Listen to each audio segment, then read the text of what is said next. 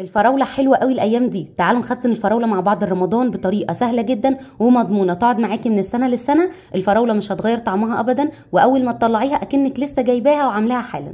هنجيب الفراولة، أول حاجة لازم نغسلها كويس جدا. هغسلها بمية وفيها حبة خل، وهسيبها حوالي 10 دقايق مش أكتر من كده عشان ما تتهريش منك. وبعد كده هتغسليها كويس وتشيلي الوردة بتاعتها، وطبعا ننضفها كده الأول وهي متصفية من المية تماما. ننضفها بس من فوق. وبعد كده حطيت عليها هنا 3 معالق من السكر، دول 2 كيلو من الفراوله. انا عايزه الفراوله تتغلف بالسكر بالشكل اللي انتوا شايفينه ده، هو ده اللي هيحافظ عليها. نقلبها كويس وبعد كده وزعيها بقى حسب الكميه اللي انت حباها في اكياس تلاجة. وبس كده، ما تضيفيلهاش اي حاجه تاني. دي افضل طريقه انا جربتها للفراوله. وهتسيبي الفراوله بتاعتك سليمه، اللي حابب ان هو يقطعها مفيش مشكله، بس هي سليمه بتبقى افضل، بيحافظ على طعمها وريحتها تفضل زي ما هي. بعد كده هنخرج الهواء تماما من الكيس، وبربط الكيس بالشكل ده وبضغط عليه، بوزعها بس كده كلها.